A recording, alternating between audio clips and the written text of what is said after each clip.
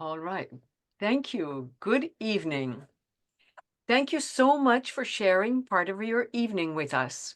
We welcome you to the 9th session of the ICEC 75th Anniversary Celebration Series. This evening, Chanita Jones addresses Empowered Partnerships, Cultivating Effective Collaboration with Diverse Caregivers. Chanita is a national board certified exceptional needs specialist, earning degrees in special education from Southern Illinois University Carbondale and the University of Illinois Urbana-Champaign. Chanita found her professional niche, serving students across Illinois as a teacher, leader, and student program sponsor. She is a passionate advocate and celebrated public speaker, advocating for self-affirming and inclusive education practices. Chanita serves professionally as a regional specialist with the Illinois SLD Support Project, supporting special and general education teachers and advocates for support of students and families. Chanita is an active member of CEC nationally. She serves on the Illinois Executive Board, the Illinois Council for Exceptional Children Executive Board, and currently serves as president of Illinois Division for Diverse Exceptional Learners. This evening, we are delighted to welcome Chanita Jones with us and her presentation and celebration of the 75th anniversary series. Thank you, Chanita, for being with us tonight. Thank you so much, Dr. Crawley. I appreciate the introduction and the opportunity to be here sharing this information. I am going to share my screen. I'll also be putting some things in the chat. I anticipate this will be a little bit interactive, but I will definitely facilitate all of the content. Let me do this first. We're going to share this one. And that is ready. Okay, perfect. So we're talking about empowered partnerships. As was mentioned, I am Chanita. And so as much as we had that long introduction, I am just a teacher, a lifelong educator, a master practitioner. I am all about learning, putting what I've learned into practice, and then advocating for better practices. But this is not just my profession, this is my passion, my joy, my light.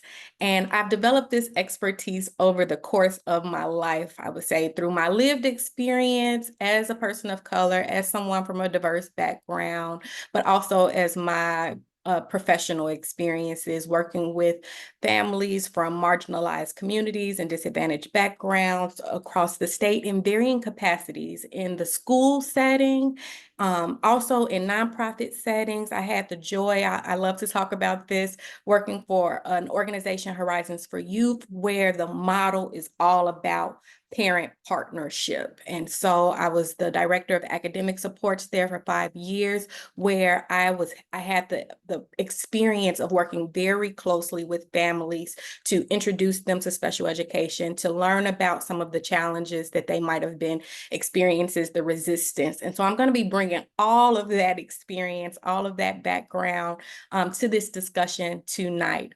But I would be remiss if I did not spend a little bit of space shouting out the SLD Support Project, because we are special educators and it is a great resource here in Illinois. You might be familiar with Booker, who is our mascot.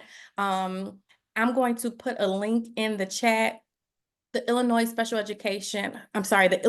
Specific Learning Disability Support Project is a great space for professional learning. So if I'm an educator, a classroom teacher, just looking to learn, another practitioner looking to learn about how to support students with specific learning disabilities, there is something there for you, and it is free. It is paid for and funded by the government through our tax money. And so we should take advantage. If you're a school leader or someone who works in higher ed, it's also an opportunity for you to bring the SLD Support Project to your educators, pre-service, or practitioners to provide professional development there. There's a menu of options, and let me put that in the chat. Let me find my chat. Here it is.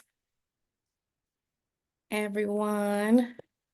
SLD Support Project. Okay, so that's one portion of my identity, and I wanted to make sure to share that. But another that Dr. Crowley mentioned is I am the president of our Illinois Division for Linguistically and Culturally Diverse Learners. And so we are actually having an info session tomorrow for any educators looking to get involved. So I'm just gonna highlight that and put that advertisement out there.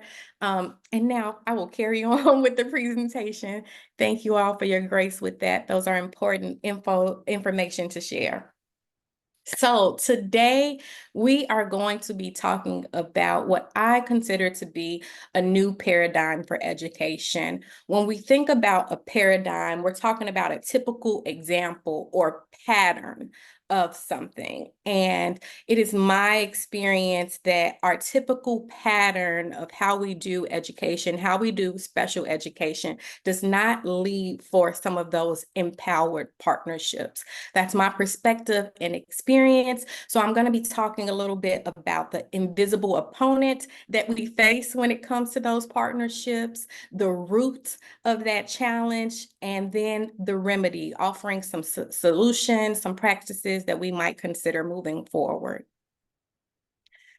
With that, I invite a little bit of discussion specifically for those who are here. If you want to put something in the chat, how do we know our current homeschool relationships are ineffective? What evidence do we have? Why do we think we need to keep having this discussion about building partnerships with diverse caregivers?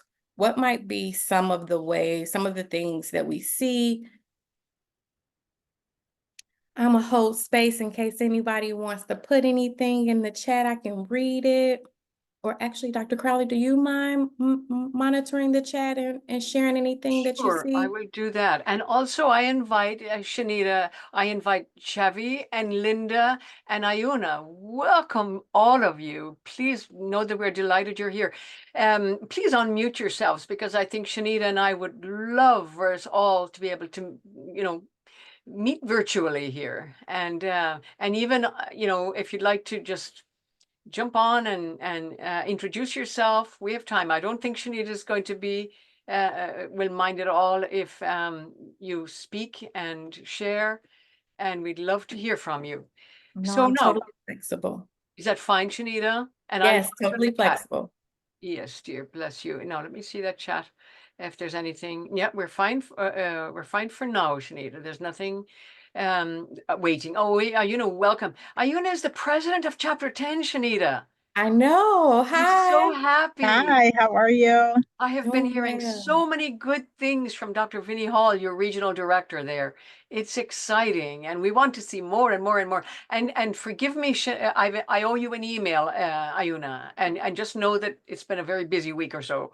Yes, As you every for everybody. It's for okay. We all of gotta us, give are each just other some grace right now. it's both exciting and everything else under the sun. We'll stay within Shanita's question. How do we know our current homeschool relationships are, we'd love to say, effective, right, Shanita? Ineffective. And you want How do ineffective, we right? know that there's room for improvement in our current homeschool relationships? Jump in, dear people. So one of the things that I would probably say is that we should know that our homeschool relationships are ineffective because we have parents who feel like they come in on the defense, right? With big things or small things, it doesn't really matter, but it just sometimes feel like when there's an ineffective relationship that there's a lot of division, a lot of hostility that can be there. So I would say that would be one of the biggest things that is a very clear sign Mhm. that there's some ineffective partnerships happening. Very well said. And I'm gonna hold space 5 more seconds if anybody else wants to share before I kind of give a little bit more to that add on. Maybe, Shanita, the notion of diversity is so huge and the impact is so huge. Like if people don't share a common language and a common culture, they, instead of being curious and celebrate culture, we want to make something that isn't even possible, like some kind of homogeneity. That, we're not yet able to just embrace difference easily. Mm-hmm.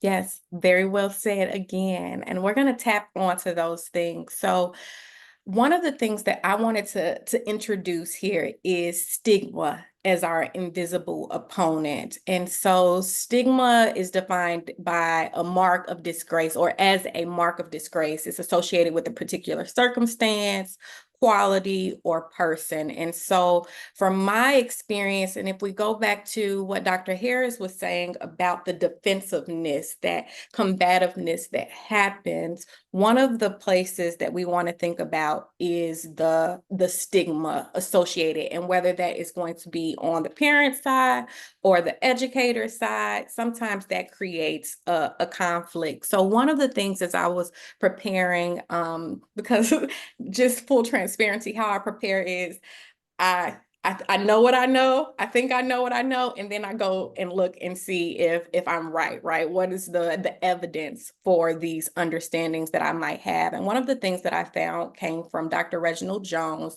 who was a founding member and past president of the Association of Black Psychologists. And he's best known for his work in special education and the psychology of African Americans.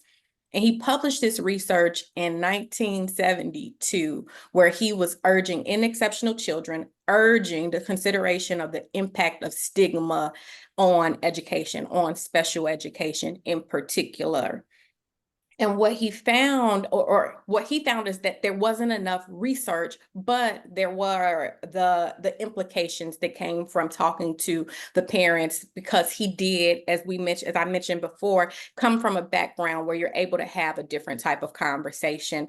And so with that, I wanted to just dive into the impact of stigma. So the disgrace that one might feel or associate with special education, with having a disability, and think about what's lost as a result of stigma. So if we have stigma existing, this invisible opponent, let's say we didn't do anything to create this tension between our families, not intentionally anyway, but we have this invisible opponent of stigma.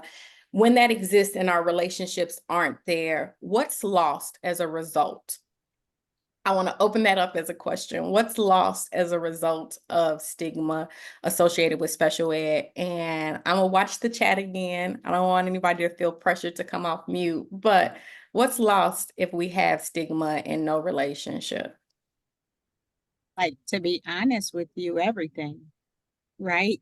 Like there's honestly, I can't think of anything that would be left to really kind of work from. And I think that is connected to, particularly when we have even students who have not been identified before, right? And so all that oftentimes their parents know about special education is what existed when they were children and in schools. And they bring that forth, right? Oftentimes parents feel like when you say that there's something wrong or that a student needs more support, that's reflective of them or something that they didn't do appropriately. So, just either of those things, right?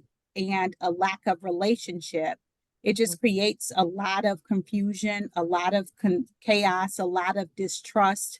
So there's, when you get into that space, there's not very much left to build off of. Yeah, I'm gonna go with you. You said it, everything. right? When we have this stigmatization and we don't have the relationships and we have this resistance, then our students are missing out on the special education. So the customized learning goals that we would have been able to create for them, those customized supplementary aids and supports, the specialized instruction from the learning behavior specialist, the speech language pathologist, the social worker, the occupational therapist, all of the specialized instruction that they may be able to benefit from is lost. Some of the other things that I like to highlight as value in special education is that multi-age, multi-capable classrooms and diversity and experience there that would be an asset to the child. The long-term relationships, one of the things that I loved being a special educator in a middle school and a high school is that I looped with my students. I didn't just have them when they were in sixth grade. I had them when they were in sixth grade. I had them in seventh grade. I had them in eighth grade. And because of that, the impact that we're able to make. And then the post-secondary life prep, all of these things that come with special education that really could add value are lost when we don't have the parent partnership. And then we're not able to amplify and maximize those special education supports. And even if parents, to the point that Dr. Harris made about when people are identified, or the distinction between when they were previously identified and then we're trying to get them newly identified, even those who have been identified, maybe they had a great relationship or the parent agreed to it. When we don't have those effective relationships, we still can't be as effective. It becomes a lot of paper pushing in special education. We might interpret the families as being passive participants during the IEP and evaluation meetings, or we're met with that resistance. And so this juncture between the parent and the professional creates a poor family professional partnership, and that interferes with our effectiveness. And so that's one of the things that I really wanted to amplify, because we have this invisible opponent, but it becomes this trickle down effect that happens where parents are participating, but they aren't active. And when we don't have that, we have some other issues. But stigma doesn't just, it just doesn't happen, right? It's invisible, but there are some roots to even this issue. And what I wanted to highlight here is there are internal roots of stigma. And so we alluded to this a little bit when we're talking about families coming with their own experience with school systems, their own interpretation of maybe what special education was like when they were a child and what they were witnessing, maybe something that a family member or a neighbor went through. But also what I learned talking to my parents over the years is there's also a sense of, I did something wrong. If you say something is wrong with my kid or there's a need, then there's a little bit of guilt that may be associated with that. And so these are the internal factors, right? That shame, that guilt, or just the not knowing what it is, this level of ignorance. I don't even know what I don't know, creates this stigma because I'm already telling myself a different story about what it might be as opposed to what it is. And those are all things that are going on inside of them, but we must know that they are connected to external experiences. So when I'm talking about hierarchies of human values, we're talking about the prejudices and discriminations that people with disabilities experience, but also minority populations. And so that plays out in their experience from an external part, right? That was something that happened or was implemented. That's the experience that many of our families come with in our country, and then that feeds into the internal factor. We also have those external roots of the standards, right? The practices, the traditions within our schools, and how we deliver special ed services, which can be disconnected from the individuals that we're trying to serve, the values that they have, what they are looking for in education. And quite frankly, some of our traditions create that competitiveness, that comparison, that means that if my child has a special need, then they are less than. And so that's going to feed into that stigma. And so we should be mindful about that. And then that last piece also associated with the ignorance is the missing curriculum. Parents have to have a full understanding of something before they can see the value, but because we don't necessarily have the traditions or the practices for making sure that we fill those gaps of information, that's also going to contribute to the stigma, and parents are then unable to collaborate because we have all of these things going on. Those things are part of the roots. But I have another question for us, of course, as we transition. And it's okay, so why haven't we overcome stigma? It's one of those things that's evident. As I mentioned, Dr. Jones, no relation, began studying this in 1972 and drawing it to our attention. Why do you think we haven't overcome stigma yet?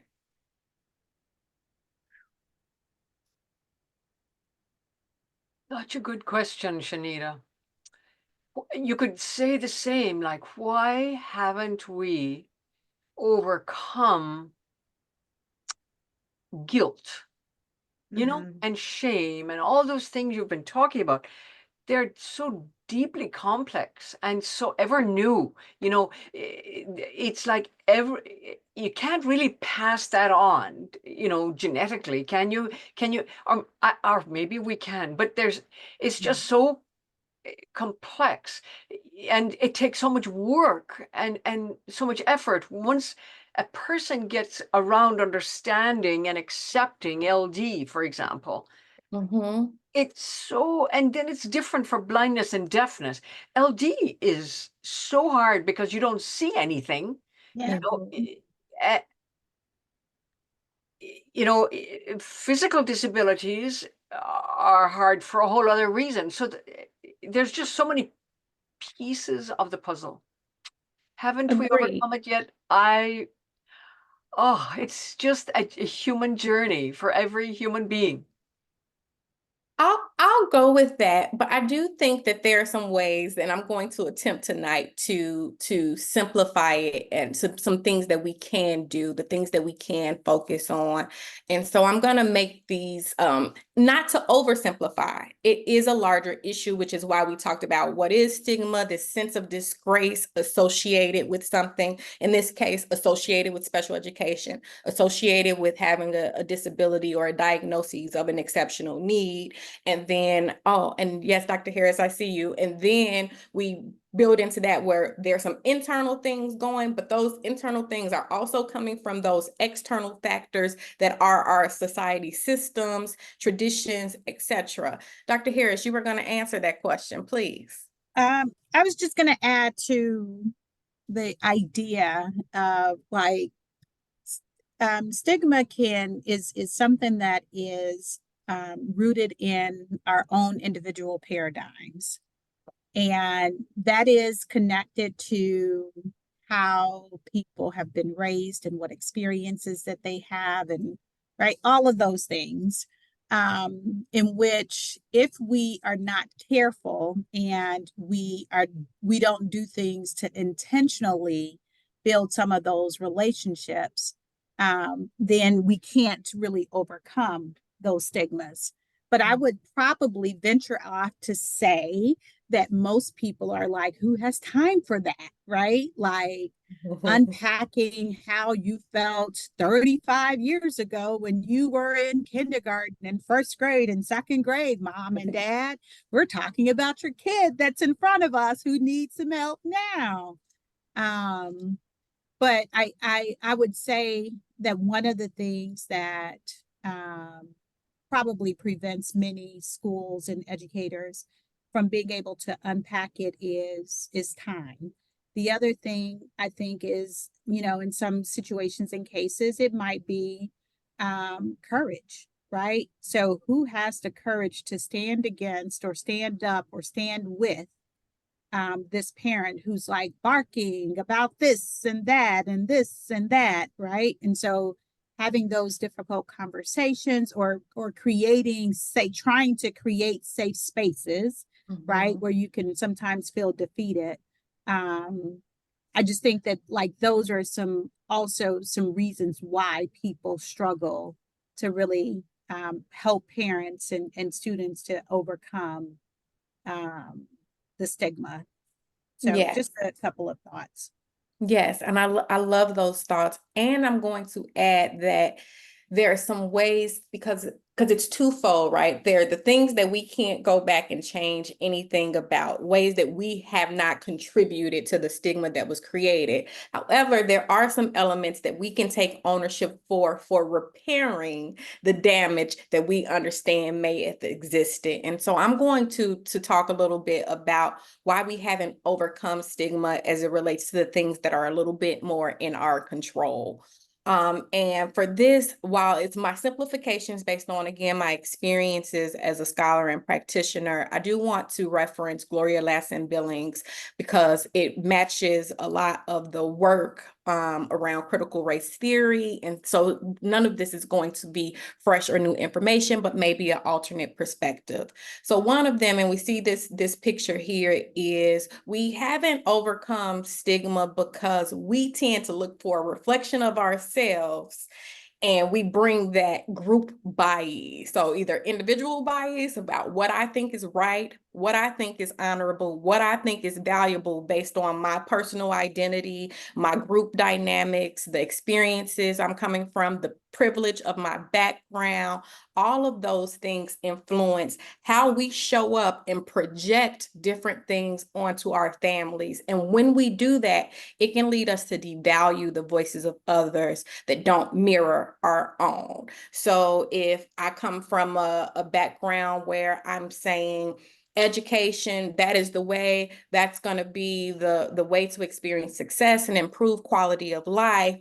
And I'm combated with a family who believes that the workforce is going to be a better suit, then that conflict, that tension, if I'm not checking my bias and the tone and the words that I'm choosing, that's going to create and contribute and add to whatever they were already experiencing underneath. And so one of the things that we want to be mindful of is how our own individual biases, experiences, what we think is right, honorable, valuable, how might that contribute so that we can address that, and we'll get into some practices and remedies.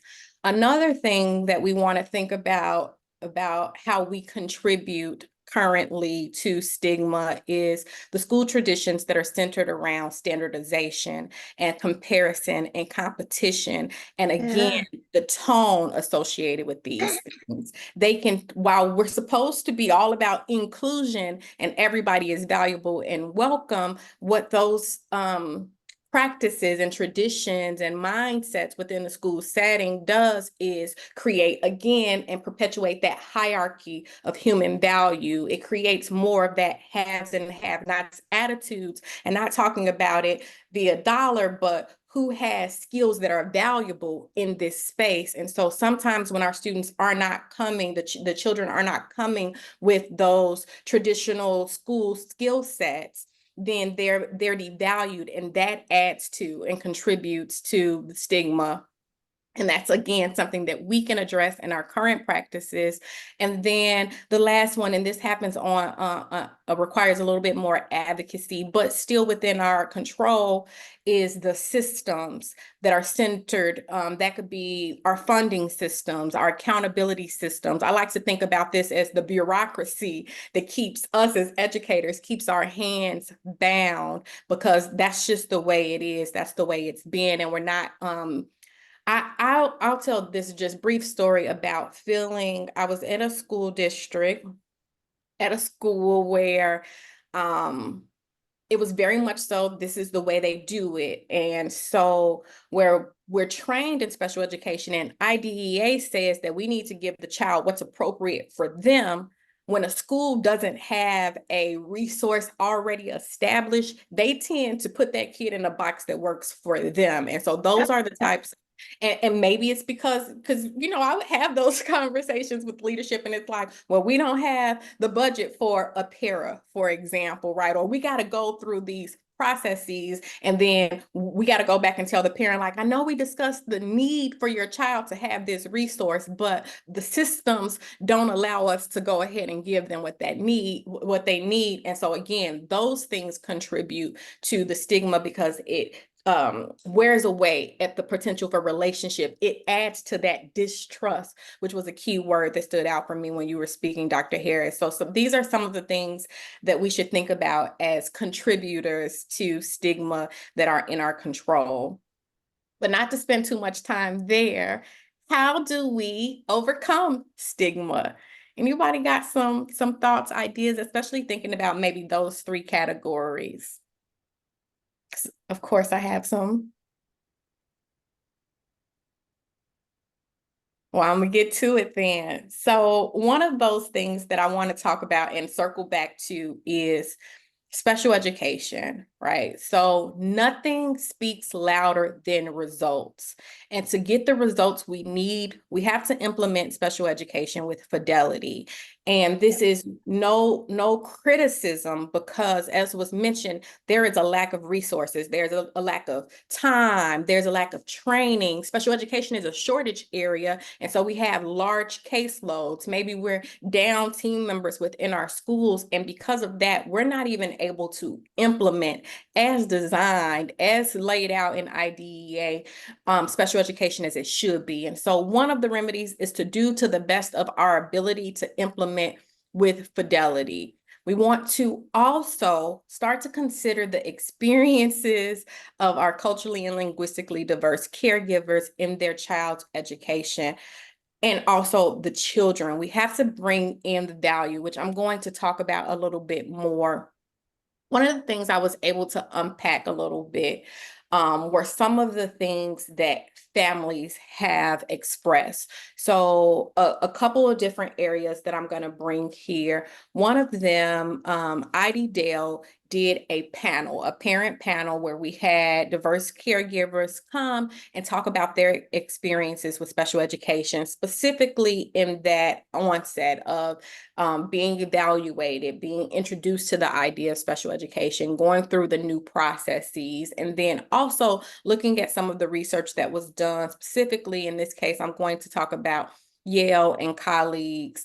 There were 7 themes that emerged, and I've seen this trend in different ways, not just those 2 spaces, but I want to reference them. One of them is we need to compensate for parents' insecurity of knowledge, right? So that's one of the things that is a trend, that parents feel like they don't know. There's this, you're the expert, I don't know. And so that's going to either create a space where there's passive participation, which does not lead to partnership, or there's a resistance because we're afraid of the things that we don't know. The second thing that come up is the terminology and jargon. And for many of us, I found this myself when I moved out of the school role and into the parent partnership role with Horizons for Youth, is special education becomes a second nature for us. We know what we know, we studied it, we practiced it, it is how we live and breathe. And so we bring that expertise, but then that makes it difficult for us to engage with our families. We're using difficult terminology, things that they're not able to access. That creates this third theme of confusion in the process, not knowing what meeting is for what. We got a domain meeting, and then we got to come back and we do the reports meeting, and all of those things make sense for us, but we use language that families don't understand, and that makes the process confusing. We also have to continuously be mindful of discrimination and misconceptions. I think this is especially important when we're talking about families from new countries, our immigrants, the language learners, maybe this isn't their first language, and the misconceptions that happen in that space, and language barriers as its own form. And then the need for parent advocacy, and also staff lack of knowledge about our students and special education and what it means, because I've experienced this, especially here in Chicago, where there are so many emergency certified teachers. And while that is a great path to special ed, once you get that, you still need to do some non-emergency, do some in-depth preparation and understanding so that you can build relationship with families and serve as an advocate. And so that's another gap that's come up. So there are a few ways that I want to introduce the idea of how we might address this, and Mhm. not to oversimplify it, but to think about those three areas that we talked about, how we might shift our perspective and ensure compliance with IDEA and being able to implement. And there are three things that I would introduce for us to focus on. One of them is remaining student-centered. So if the conflict is us coming with our own bias, our own experience, but if we start to think about our students, that's going to be number one. The second one is going to be remaining family-centered. And the third is remaining community-centered. So I'm going to elaborate on these a little bit more. One of them is remaining student-centered. Here, it's important for us to know our students beyond the academics, beyond their stereotypes, beyond the deficits. This is where we want to get into the information about what are their strengths, how might we leverage that to serve, and also thinking about their background, their diversity as part of their strengths. One of the things that we talk about in our work when we're talking about multi-language learners is they can speak they can speak two languages. So whether they're having language challenges that prevent them from reading or writing to the standard that we have, that would be a gift. That's a value that they bring. That's something that we know about that we might want to leverage instead of saying about how they can't read and how they can't write. And so there's a difference there in how we show up and how we're able to serve, whether or not we're going to contribute to stigma or not, right? So that goes into celebrating our student strengths. Another one is going to be to customize the IEP. And it sounds really simple, but start with a blank slate. I cannot tell you how many IEP drafts I've received as an advocate, and I'm reading, and they have other students' names in it. Oh my goodness. Granted, if time is a challenge, then there's some advocacy work that has to go on, but that student should not suffer or be disadvantaged because we're supposed to have customized IEPs. That's what the I is. It's supposed to be individualized. And so if we're just doing this copy paste, there's not going to build that trust. And are you all doing something for this particular child? And so that's something we need to be mindful of when we're talking about remaining student-centered.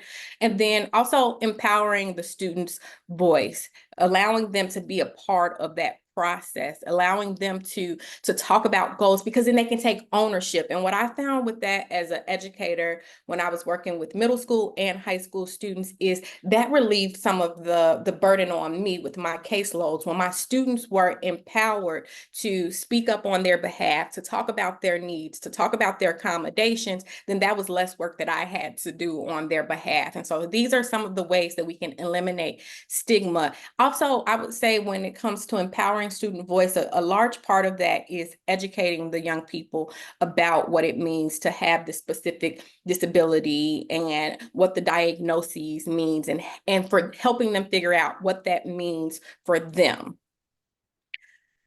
Another element in transitioning into remaining family-centered, by design, this is called empowered partnerships. And when we're talking about a partnership, we're talking about shared responsibility. We're talking about relations of trust and respect, both people being able to make contributions and being seen as equal partners. And so whether we get it back or not, I'm just going to give an example of when I'm developing a student's IEP.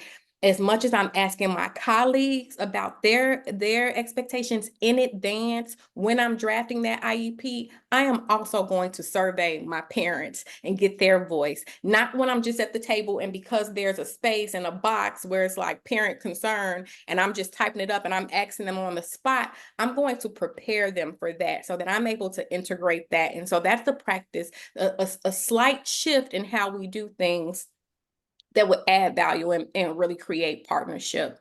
But then also educating our families. If we know that there's a level of ignorance, this has been where I've seen a lot of value. One, in the partnership, specifically setting goals, knowing what their goals are, which is a third point. That's been really effective at eliminating the resistance. They would tell me their goals. I'm going to talk about how special education is going to support in achieving that goal and how we might be able to connect in that way. But then also being able to educate the families on the process, on the language over time in a way, because there's a framework that has been developed by the Department of Ed, and it's called Dual Capacity Building Framework for Family School Partnerships. And one of the things that they emphasized are 4 main categories to build capacity for families. One is in their capabilities, the connections, confidence, and cognition. And so if we can create training for our families where we're able to make sure that they're able to participate, build that confidence about what it is, how they are supposed to participate, then they're better enabled and empowered to participate at those tables. Another one of the things, and these are all documented, and you'll see the resources in case anybody wants to go back, but I was really, another framework I was pleased with when I was reading was from Head Start's Family and Community Engagement Framework, where they're talking about the emphasis of trust and goal setting and how those things go together, because then we have a shared experience, something that we're working through. So it's not just this hierarchy where I'm telling you what we're going to working on, what we find to be important here in this space, but we're able to bridge and have a shared goal and have shared understanding of the goals. And then this last piece that I want to talk about, which comes from Turnbull and colleagues, and it's about the power continuum that we have to be mindful of when we're talking about remaining family-centered. And the language that they use is we can have power over, power with, or power through. And in this case, when we're talking about remaining family-centered, is we want to have power in serving the students, power in closing gaps through the partnership with the families. And one of the reasons, and I chose this picture intentional, is when the school is gone or when you're gone because you're just with them for that 1 year, that family is still going to be there with that child. That family has to advocate and play the case manager between service providers over the years, service providers within the school, outside of the school. And they have an incredible amount of knowledge to share about their children.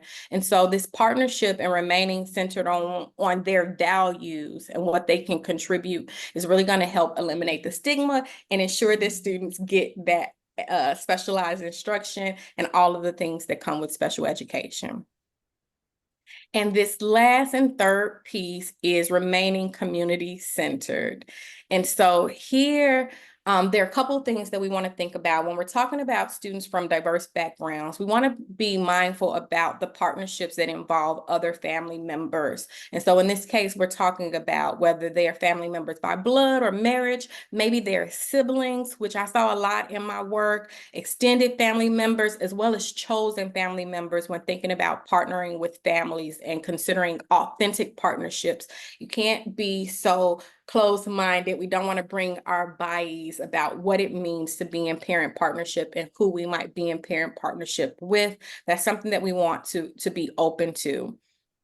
Also, when we're talking about including all members, and this is just, again, for us to be really mindful about the practices that we just do for bureaucracy or tradition that aren't in best service to the families and empowering to them. And that would be dismissing team members from the table, asking families to sign off on the gen ed teacher not being present, or the speech language pathologist leaving early when the reason why all of these team members are important is because they all have a valuable perspective, or not including those voices, just having them there as part of the compliance checklist, but not engaging them. And so when we're talking about including all of the members, we want to make sure that we're holding space for everyone's voices and advocating on behalf of the child and the family, forming alliances with them so that they can be fully aware of the implications when things are happening. So if you have to put that dismissal idea out there of letting a related service provider leave or a gen ed teacher leave, educating the family on what that means and how we might be able to compensate for that in this space, or offering them up the opportunity to say no, because families don't even understand that they have that right. Another thing that I'm going to say about this is We have our procedural safeguards, which I will say, I have not attended a meeting where families have not received that, but nobody explains it to them. And we take for granted that these thick packets that are not very friendly language is going to then transfer. And we put a lot of responsibility on them for knowing those things. But there are some ways that we can simplify that. And so that's also being community centered, knowing who's in front of us. And then including all elements of the student's identity, inviting into the school setting, into those spaces, whether they have mentors and big siblings or they have interests that we know we can build upon. Those would be some ways that we can be community centered. So with that, one of the ways that we haven't, or one of the reasons why we haven't overcome stigma is we're looking through our own lens, and we need to check our own bias. We want to not just focus on ourselves, the reflections of ourselves, but honors the individuals that are in front of us, the backgrounds from which they come as valuable. The second thing is shifting from this business as usual within the schools and really making our parents partners, remembering to ask ourselves, is this power over, power with, or power through dynamic? What's happening here? And then that third one is making sure that we're all in, that things should be as they are, or things are as they should be. So when we have those systems where we know it's like, no, we don't do that here. If that's what the child needs, being able to put some things in practice, make some shifts, be courageous, as Dr. Crowley was saying, to make sure that we're advocating and really serving as we should. And it's that way that we can be aware of our invisible opponent of stigma, be responsive to the roots by implementing and just shifting a little bit our perspective about what we are able to do, what is within our control. And I am going to share my last link because I do have some references if anybody was interested in any of that. These were really good at documenting not just their own research, but others. So I'm going to stop sharing my screen, but I will share the slides link so that anyone can access them after this session. And that is it for me. Thank you so much, everybody, for participating in the discussion and being willing to hear me out and hear my perspective and experience. Thank you. Thank you so much, Chanita, for doing so elegantly, connecting the beginning and the end, and you know, the concepts you shared, and then how you linked from the, you know, the very initial part of your presentation and how you wrapped it up at the end. I invite comments from any of us.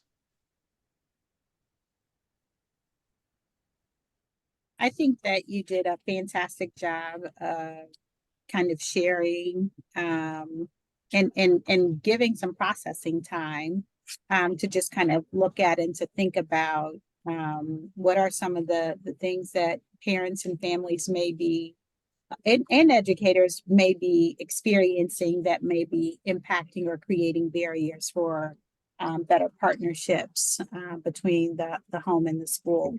I thought that you did a fantastic job. You shared lots of connections to, you know, past research and, you know, current research and missing research and all of those things as well. And I think it was spot on, just in terms of consideration. Like I wrote down the power over, power with, and power through, right? Because for me, for those individuals, and you know, there's always going to be some, whether, you know, it's because of something that I did or something that somebody else did, but there are always going to be some potential parents that we may have some difficulty with.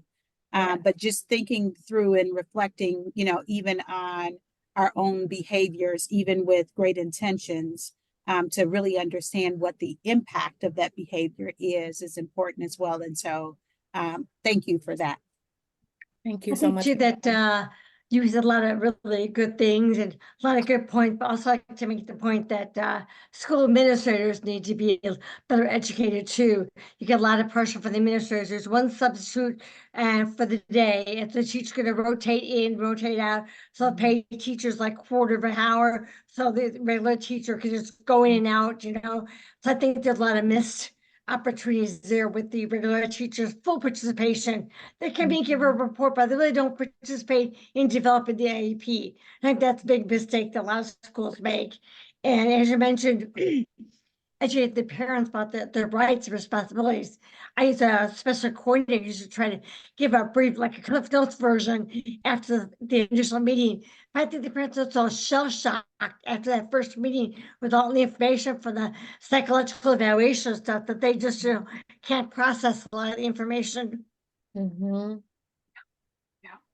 Agreed. And I wanted to say about that, one of the things that I advocated for when I was working directly with families and outside of school is give us the drafts. Then they have time to process. But if we're giving them it at the table, expecting them to be able to make a decision or understand, then we're doing them a disservice. And again, that's in the law. In Illinois, it's 3 days. You're supposed to give the draft 3 days. I can't tell you the lack of drafts and how I would have to push the schools to reschedule the meeting then, you know. And so those are some of the things that I think are important for supporting the families as well that I didn't mention. Thank you for that.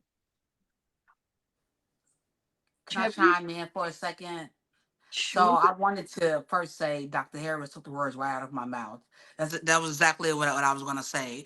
But I also wanted to add that I appreciate, Chanita, the way that you tied together the partnerships from the schools to the student to the family to the community, and really understanding the importance of involving the student and the family, because that's where the biggest advocates are, the people themselves, right? So I appreciate too, like how thought provoking it was to think about the impact that we may subconsciously have from our own biases and perspectives and how, our own experiences. So that was very self-reflecting. I also wanted to end with, I wrote down being courageous and shifting your perspective about what you can do. Because there is a lot of, we don't do that here. We don't have the resources. We don't, because it is easy. It is, by default. But that was big. So shifting that perspective about what you really can do. Yeah, Well, thank you. not doing that, I'm kind of pride what I used to with the schools. We're very flexible and we're able to, well, a little bit of resource, a little bit of instructional program, and we'll kind of, make do. And most of the teachers work really well together that way. But you really need to have a good team of people who are flexible in their thoughts. And this is my program. This is it. And the kids got to fit the program versus the opposite way. And, some teachers really just get set or they're allowed to be set in their curriculum and not be flexible in their mind or in their curriculum. And I think that's something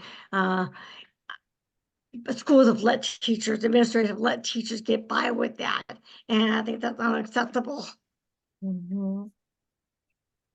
I agree. And so it didn't necessarily It's a create. cringe where people would say, we don't do that. It's like, no, that's not the right, that's the wrong answer. Buzz out the door, Where's Yeah, the and trap it didn't door? create any friends for me to be like, but the law says, and Yeah. so I had to find some ways around. And that's what I'm talking about, the relationships with the parents, where I could call a parent or shoot them a text message and empower them to do the advocacy, to bring the language, to use the words compliance and those sorts of things. So then the administrators comply and get in line and those sorts of things. But it does require courage and a little bit of ingenuity and creativity. Right.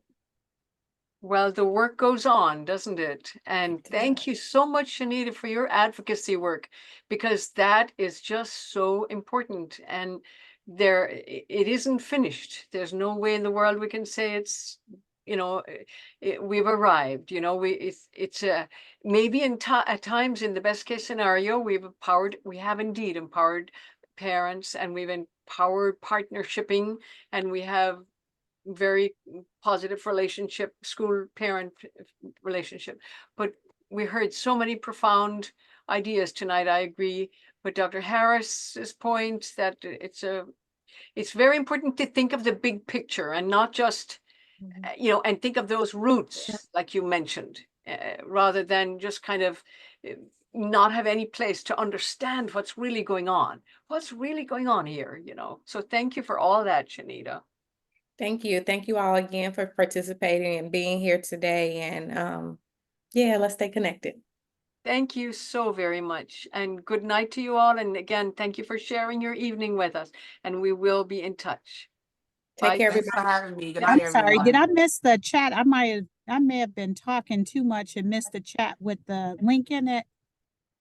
Oh, Yep, they're in there. I can Yeah. send them again. You want me to send directly to you? Nope, I got it. I You found got it. I Okay, was perfect. talking, running off at the mouth and didn't see it. Excellent. I appreciate you.